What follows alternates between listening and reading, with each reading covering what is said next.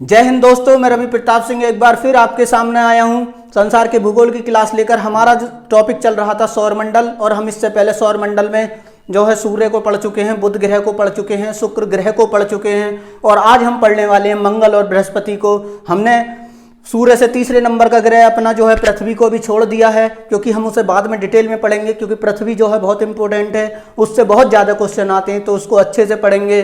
ठीक, और फिर उसके बाद जैसे ही हम पृथ्वी को शुरू करेंगे उसके बाद हमारा भूगोल स्टार्ट हो जाएगा। ठीक है, देखिए ये भी भूगोल, ये संसार का भूगोल है, इसमें हम केवल सौरमंडल पढ़ रहे हैं, ठीक, और ब्रह्मांड पढ़ चुके हैं। लेकिन हम जैसे ही पृथ्वी को पढ़ना शुरू करेंगे, फिर उसके बाद हमारा रियल भूगोल शुरू होगा, हम पृथ्वी के बारे में जानेंगे। देखिए, अगर आप मेरी पिछली क्लासें लेना चाहते हैं तो नीचे चले जाइए डिस्क्रिप्शन में, वहाँ मैंने उसका लिंक दे रखा है, आप वहाँ से डायरेक्ट वो देख सकते हैं, और मैंने लिंक भी दे रखा है अपने टेलीग्राम ग्रुप का, उसको भी ज्वाइन कर सकते हैं। और मेरे दोस्तों, मैं आपको बता दूं, देखिए ज़िंदगी में समस्याएं बेवजह नहीं आती हैं। जो समस्याएं आती हैं हमको एक सीख दे के जाती हैं कि हमको ज़िंदगी में कुछ ना कुछ अपना बदलाव करना है, अपनी ज़िंदगी में कुछ ना कुछ बदलाव करना है। तो देखिए, अब हम जो है पढ़ने वाले हैं मंगल ग्रह को। देखिए, ये एक बहुत ही इंटरेस्टिंग ग्रह है। इसको मानव ने जो है मतलब एक जिज्ञासा रहती है मानव के अंदर कि आखिर मंगल पे ऐसा क्या है। कुछ लोग तो ये भी मानते हैं कि मंगल से ही हमारी पृथ्वी पर जीवन आया है। ठीक, और मंगल जो है बहुत कुछ समानता है हमारी पृथ्वी से रखता है, और जो है वैज्ञानिकों ने जितने भी इस पर मिशन भेजे हैं मेरे दोस्तों, उनसे ये पता चला है कि इस पर जो है बहुत बड़े बड़े खाइयाँ हैं। कभी यहाँ पर नदियाँ बहती थीं, कभी यहाँ पर झील थी, और कभी यहाँ पर समुद्र थे। ठीक है, तो इसलिए वैज्ञानिकों का ये अनुमान है कि वहाँ पर जो है हमें प्राचीन काल में जो जीवन रहा है उसके हमें प्रमाण मिल सकते हैं। ठीक है, तो मंगल जो है बहुत ही इंटरेस्टिंग है, और मंगल को अब पढ़ेंगे हम तो बहुत ही डिटेल में पढ़ेंगे। देखिए, मंगल ग्रह से बहुत सारे प्रश्न बन सकते हैं, क्योंकि इस पर सबसे ज़्यादा मिशन भेजे गए हैं। अगर किसी ग्रह पर सबसे ज़्यादा मिशन भेजे गए हैं तो मंगल ग्रह पर भेजे गए हैं, और मंगल हमारी पृथ्वी से काफ़ी कुछ समानताएं रखता है। तो आइए जानते हैं मंगल के बारे में। देखिए, सबसे पहली बात, मंगल एक लाल ग्रह है, क्योंकि ये यहाँ पर आयरन ऑक्साइड की मात्रा बहुत ज़्यादा है। ठीक है, इसकी सरफेस में आयरन ऑक्साइड की मात्रा बहुत ज़्यादा है, इसलिए ये जो है लाल हमें दिखाई देता है, और ये हमारी नग्न आँखों से देखा जा सकता है आकाश में। देखिए, अब जानते हैं मंगल ग्रह के बारे में, कुछ महत्वपूर्ण तथ्य हैं मंगल ग्रह के बारे में, जान लेते हैं। देखिए, सूर्य से दूरी के मामले में ये कितना दूर है, यह है 22.79 करोड़ किलोमीटर दूर है सूर्य से। ठीक, अगर हम इसका अक्षीय झुकाव देखें, अपने अक्ष पर कितना झुका हुआ है, तो ये 25 अंश 12 मिनट झुका हुआ है। मैंने बताया था पृथ्वी से, देखिए यहाँ पर भी बहुत कुछ समानता रखता है, क्योंकि पृथ्वी जो है 23.5 अंश झुकी हुई है, और ये मंगल कितना झुका हुआ है, 25 अंश 12 मिनट झुका हुआ है। तो यहाँ पर भी एक कुछ समानता दिखाई दी हमें। देखिए, इसका व्यास कितना है, 6792 किलोमीटर है। कितना है, 6792 किलोमीटर है मेरे दोस्तों। ये आकार में पृथ्वी से काफ़ी छोटा है, ठीक है, लेकिन बुध से बड़ा है। दूसरे नंबर का ये है हमारे सौरमंडल में ग्रह है ऐसा, दूसरे नंबर का जो बड़ा है, सबसे छोटा बुध है, उसके बाद इसका नंबर आता है। देखिए, अगर हम इसके अक्ष पर घूमने की बात करें, कितने दिन में अपना एक चक्कर पूरा कर लेता है, ठीक है, अपने अक्ष पर, तो देखिए ये जो है परिभ्रमण जो है, घूर्णन गति जो है अपने अक्ष पर जो घूमता है, वो मात्र 24.6 घंटे में घूम जाता है। और हमारी पृथ्वी आप जानते ही हैं 23 घंटे कुछ मिनट में घूमती है। तो ये भी देखिए एक समानता हो गई मंगल के साथ, ठीक, पृथ्वी की। अगर हम बात करें, देखिए इसके वायुमंडल की, देखिए इसके वायुमंडल में क्या है, 95% कार्बन डाइऑक्साइड है, 2.59% नाइट्रोजन है, और 1.94% आर्गन है, 1.94% आर्गन है, और 0.16% ऑक्सीजन है। ठीक, ऑक्सीजन की मात्रा थोड़ी यहाँ पर पाई जाती है। देखिए यहाँ पर जो है, जो इसका वायुमंडल है काफ़ी पतला है हमारी पृथ्वी की अपेक्षा, और यहाँ पर जो है हमेशा धूल भरी आंधियाँ चलती हैं। ठीक है, और कभी कभी धूल भरे तूफान चलते हैं, और जो कि काफ़ी समय यानी 1-1 महीने तक चलते हैं। ठीक है, आगे समझते हैं। देखिए, अब जानते हैं हम मंगल पर जो है क्या क्या है। देखिए, औसत तापमान अगर इसका देखें तो 65 डिग्री सेंटीग्रेड है, और यहाँ पर रात में माइनस में चला जाता है टेम्परेचर, और दिन में बहुत ज़्यादा टेम्परेचर हो जाता है। तो यहाँ पर जीवन की संभावना तलाशना लगभग नामुमकिन सा है, लेकिन वैज्ञानिक फिर भी लगे हुए हैं, क्योंकि बहुत कुछ समानताएं हैं इसमें। और यहाँ पर कभी ना कभी जीवन रहा होगा, वैज्ञानिकों का अनुमान है। तो मंगल के बारे में और कुछ जान लेते हैं। देखिए उपग्रह जो है इसके दो हैं, फोबोस और डीमोस।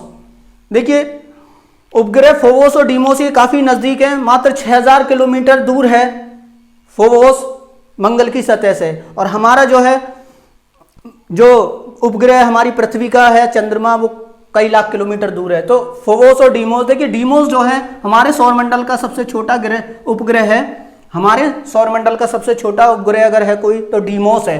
ठीक, आगे जानते हैं हम क्या है। देखिए यहां पर एक पर्वत है निक्स ओलंपिया, या इसको हम ओलंपस माउंस भी बोलते हैं, निक्स ओलंपिया या ओलंपस माउंस। इसकी विशेषता क्या है जान लीजिए, ये एक ज्वालामुखी पर्वत है। ठीक है, ज्वालामुखी था कभी, और वैज्ञानिकों का अनुमान है ये आगे भी भविष्य में भी फूट सकता है, मतलब इसमें जो है उद्गार हो सकता है। और ये हमारे जो पृथ्वी पर एवरेस्ट है, एवरेस्ट सबसे ऊंची चोटी है, उससे 3 गुना ऊंचा है, यानी 25 किलोमीटर लगभग इसकी ऊंचाई है। और ये 500 किलोमीटर 600 किलोमीटर के आसपास इसका एरिया है, काफी बड़ा है ये। और ये हमारे सौरमंडल का सबसे बड़ा पर्वत है ओलंपस माउंस, जो कि मंगल ग्रह पर मौजूद है, वैज्ञानिकों ने ये जाना है।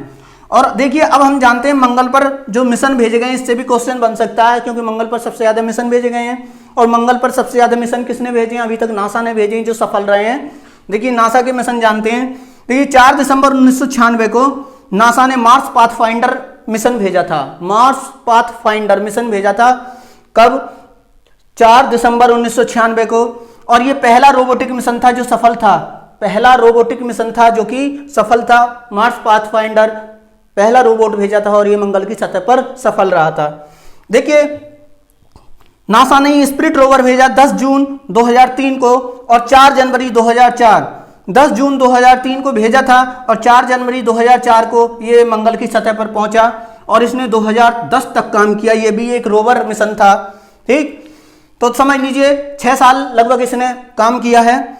फिर एक रोवर और भेजा था अपॉर्चुनिटी, ये भी 2003 में ही भेजा था, 8 जुलाई 2003 को, और ये 25 जनवरी 2004 को वहां पर पहुंचा। लॉन्च कब हुआ? 8 जुलाई 2003 को। पहुंचा कब? 25 जनवरी 2004 को। और इसने 2018 तक काम किया मेरे दोस्तों। सबसे लंबी अवधि तक काम करने वाला मंगल पर अगर रोवर है तो वो है अपॉर्चुनिटी। ये क्वेश्चन बन सकता है 1 नंबर में। सबसे लंबी अवधि तक, अब तक ज्ञात सबसे लंबी अवधि तक कौन सा रोवर काम कर रहा है? किस रोवर ने काम किया है? तो वो रोवर है अपॉर्चुनिटी। और कहां पर काम किया है? मंगल पर। ठीक, आगे देखिए मार्स फिनिक्स 4 अगस्त 2007 और 25 मई 2008। 4 अगस्त 2007 को ये लॉन्च किया गया था, 4 अगस्त 2007 को ये लॉन्च किया गया था, और 25 मई 2018 को ये पहुंच गया था मंगल की सतह पर। और इसने सबसे पहले कौन से? मार्स फिनिक्स ने सबसे पहले ये बताया था कि मंगल ग्रह पर बर्फ मौजूद है। बर्फ की जानकारी किसने दी? मार्स फिनिक्स ने। देखिए फिर नासा ने ही क्यूरोसिटी रोवर 26 नवंबर 2011 को लॉन्च किया था पृथ्वी से, और 6 अगस्त 2012 को क्यूरोसिटी पहुंच गया था मंगल ग्रह पर। और ये उतरा कहां था? ये क्वेश्चन बन सकता है गेल क्रेटर में। यहां पर एक क्रेटर है, गड्ढा है गेल क्रेटर, वहां पर उतरा था कौन? Curiosity rover. क्यूरोसिटी रोवर कहां उतरा था? गेल क्रेटर में उतरा था, और ये वर्तमान में भी कार्यरत है, अपना काम कर रहा है। ठीक, आगे देखिए परसिवरेंस रोवर। देखिए ये इंपॉर्टेंट क्वेश्चन है, सबसे ज्यादा इंपॉर्टेंट क्वेश्चन ये है। ठीक, इसको समझ लीजिए। परसिवरेंस रोवर 30 जुलाई 2020, क्योंकि ये लेटेस्ट है। ठीक है, नासा का सबसे लेटेस्ट है। 30 जुलाई 2020 को ये लॉन्च हुआ था, और 28 फरवरी 2021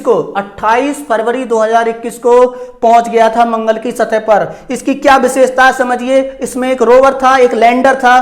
ठीक, और इसमें एक हेलीकॉप्टर भी था जिसका नाम था इंजूनिटी। क्या नाम था? इंजूनिटी नाम था। ठीक है, और ये उतरा कहां था? ये क्रेटर भी पूछ लिया जा सकता है। किस क्रेटर में ये अपना अध्ययन करेगा? जजीरो क्रेटर। किसमें? जजीरो क्रेटर में ये अध्ययन करेगा।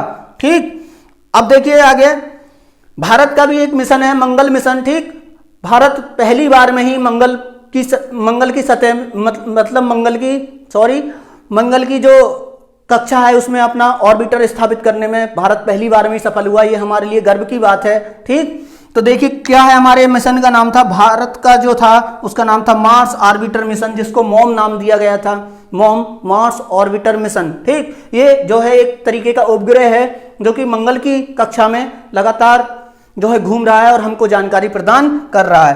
5 नवंबर 2013 लॉन्चिंग डेट याद रखिए, 5 नवंबर 2013, और 24 सितंबर 2014 को ये मंगल की कक्षा में पहुंच गया था। 24 सितंबर 2014, एक बार और सुन लीजिए, 5 नवंबर 2013 को ये लॉन्च हुआ था, 24 सितंबर 2014 को ये पहुंच गया था।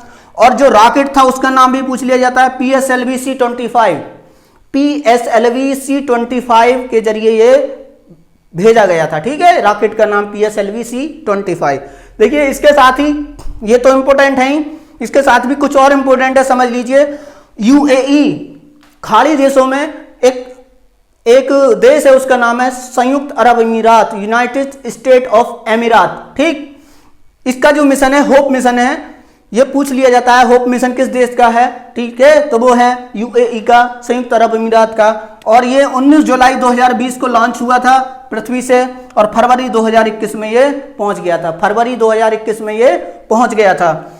अब देखिए एक और है जो कि चीन का है, ये भी पूछ सकते हैं, तियानवेन फर्स्ट या तियानवेन-1 नाम के जो है, तियानवेन-1 नाम का मिशन है चीन का, जो कि मंगल ग्रह की सतह पर पहुंचा है। ठीक है, और तियानवेन फर्स्ट में एक जूरोंग रोवर भी भेजा गया था चीन के द्वारा। ठीक, और ये 23 जुलाई 2020 को लॉन्च हुआ था, 23 जुलाई 2020 को लॉन्च हुआ था, और 14 मई 2021 को ये पहुंच गया था, 14 मई 2021 को ये मंगल की सतह पर पहुंच गया था। इसमें एक जूरोंग रोवर था, समझ लीजिए। इंजेनिटी हेलीकॉप्टर किसका है? नासा का है। किस मिशन का है? परसिवरेंस मिशन का है, परसिवरेंस मिशन का है, परसिवरेंस मिशन का है, परसिवरेंस रोवर है उसमें, और इंजेनिटी हेलीकॉप्टर है। और तियानवेन फर्स्ट में कौन सा रोवर है? जूरोंग रोवर है। क्या है? Jurong rover. ठीक, तो हमने मार्स पढ़ लिया है, यानी कि मंगल ग्रह को पढ़ लिया है अच्छे से। ठीक है, अब हम जानेंगे बृहस्पति ग्रह के बारे में, जुपिटर ग्रह के बारे में। ठीक,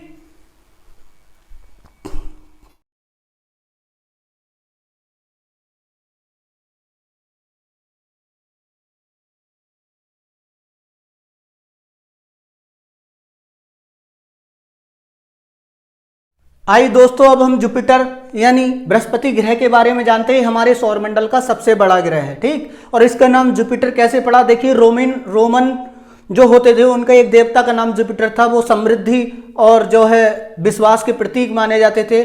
ठीक है, खुशहाली के प्रतीक माने जाते थे जुपिटर। उनके एक देवता होते थे, उन्हीं के नाम पर ये पड़ा है। और हमारे भारत में भी जो है बृहस्पति को जो है देवताओं का गुरु माना जाता है, और शनि देव के पुत्र माने जाते हैं बृहस्पति। तो हम जानते हैं प्राचीन काल से ही जुपिटर यानी बृहस्पति की खोज हो चुकी थी, लेकिन गैलीलियो ने फिर बाद में इसकी खोज की टेलीस्कोप से, और गैलीलियो ने ही इसके चार उपग्रह जो हैं सबसे बड़े, उनकी खोज की, इसलिए उनको गैलीलियन उपग्रह भी कहा जाता है। उनके नाम देख लीजिए क्या क्या है।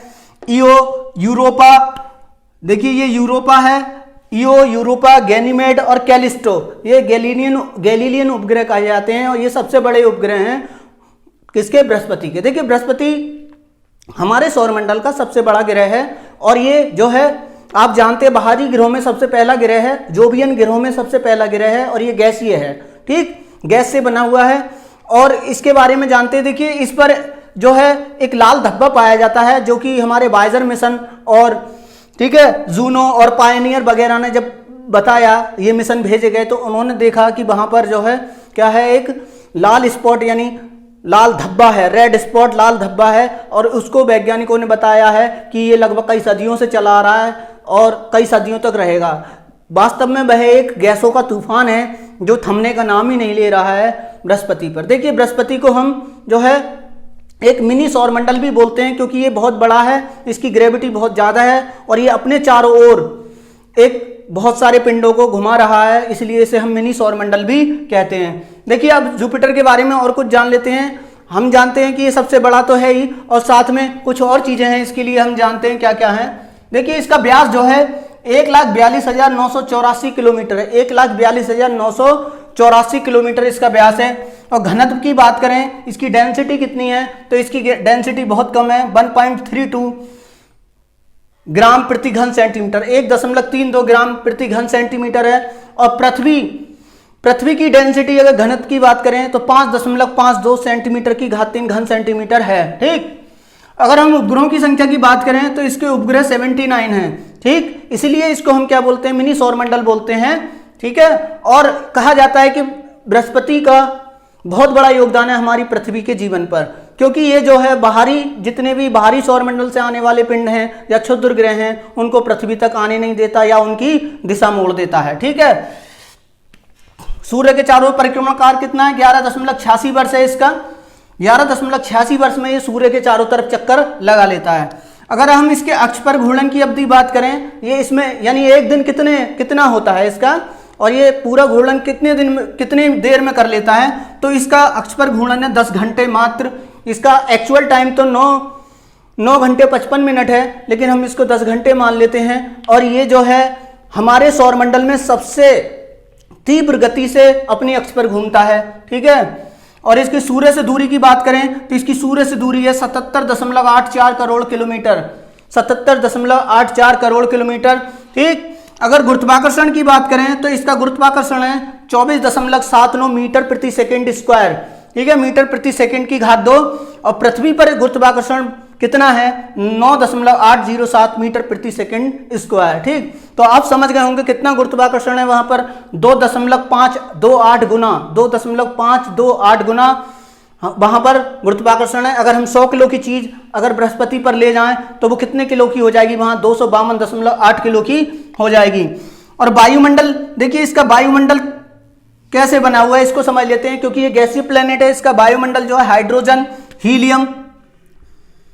हाइड्रोजन और हीलियम मुख्य है इसमें। ठीक है, सबसे अधिक मात्रा में हाइड्रोजन और हीलियम पाई जाती है, और कुछ मात्रा मेथेन और अमोनिया की भी पाई जाती है। ठीक है, और कुछ जान लेते हैं। ये मैंने आपको बताई दिए पहले 4 उपग्रह कौन से हैं, गैलीलियन उपग्रह कौन से हैं। ठीक है, लेकिन अब देखिए वायेजर 1 से क्या पता चला हमें। वायेजर 1 जो मिशन था उससे ये पता चला इसके चारों तरफ बलें हैं, और बलें किसकी बनी है, सिलिकेट की बनी हुई हैं। और ठीक है, बहुत ही विरल हैं, सघन नहीं है, बहुत ही विरल हैं, और इनको हम नगण्य भी नहीं मान सकते, वहां पर मौजूद हैं। ठीक है, और वायेजर मिशन ने ये बताया था कि यूरोपा जो इसका उपग्रह है, यूरोपा जो उपग्रह है वो उस पर जो है हमारी पृथ्वी की तरह बर्फीले समुद्र पाए जाते हैं, और वैज्ञानिकों का अनुमान है उस बर्फीले सतह के नीचे लिक्विड वाटर भी होगा और वहां पर जीवन पनप रहा होगा। वैज्ञानिकों का ये अनुमान है, और वैज्ञानिक कहते हैं कि आज से कई अरब साल बाद जब सूर्य एक लाल दानव बन जाएगा तब हमारी पृथ्वी नष्ट हो जाएगी, तब यूरोपा पर और शनि के उपग्रह टाइटन पर जीवन शायद रहने लायक हो। ठीक है, परिस्थितियां रहने लायक हो, वहां जीवन पनप सके। आगे देखिए, तीव्र घूर्णन ये बहुत तेजी से घूमता है, क्योंकि ये 10 घंटे में ही पूरा अपना इतना बड़ा होने के बावजूद 10 घंटे में ही घूम जाता है। तो वहां पर क्या बनता है, चुंबकीय क्षेत्र बनता है और रेडियो ऊर्जा निकलती है। चुंबकीय क्षेत्र बन जाता है एक, और रेडियो ऊर्जा निकलती है, और ये जो है एक तारे की तरह व्यवहार भी करता है और एक ग्रह की तरह व्यवहार भी करता है। आगे देखिए, इस पर जो मिशन भेजे गए हैं उनको हम जान लेते हैं। देखिए, जूनो मिशन भेजा गया 5 अगस्त 2011 को नासा के द्वारा। गैलीलियो मिशन भेजा गया, पायोनियर 10, पायोनियर 11, वायेजर 1, वायेजर 2।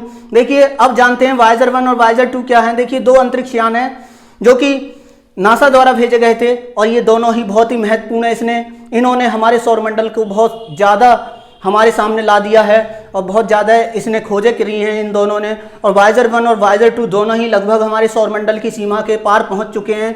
ठीक है, लगभग सौरमंडल की सीमा पार कर चुके हैं, और भविष्य में ये जो है डीप स्पेस में पहुंच जाएंगे, जहां पर कुछ भी नहीं होगा, अंधेरा ही अंधेरा होगा, और इनकी बैटरी भी लगभग खत्म होने वाली है। हमारे पास संदेश आने भी बंद हो जाएंगे।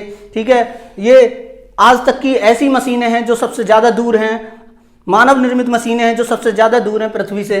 ठीक है, आगे हम पढ़ेंगे। देखिए, बृहस्पति के बाद हम शनि पढ़ेंगे। शनि, अरुण और वरुण 3 ग्रह रह गए हैं, उनको पढ़ेंगे। फिर उसके बाद हम पृथ्वी, चंद्रमा के बारे में पढ़ेंगे। तो मेरे साथ जुड़े रहिए, पढ़ते रहिए संसार का भूगोल। मैं विश्वास दिलाता हूँ कि जितना मैटर मैं दे रहा हूँ शायद यूट्यूब पर कोई आपको ना दे, क्वेश्चन बचने वाला नहीं है। और ये भी जानते हैं आप, जो कंपटीशन बहुत हार्ड है, बहुत डीप में क्वेश्चन पूछता है। अब ये नहीं है कि लल्लन टॉप प्रश्न ऊपर से ही उठा लिए होंगे, नहीं, अब बहुत अंदर से प्रश्न पूछता है, ठीक है, इसलिए मैंने कुछ छोड़ा नहीं है। ऊपर वाले ने चाहा तो आपके एग्जाम में जरूर आएगा, चिंता मत करिए। लाइक करिए, शेयर कीजिए मेरी वीडियो को और लोगों में भेजिए, ठीक है। धन्यवाद, थैंक यू।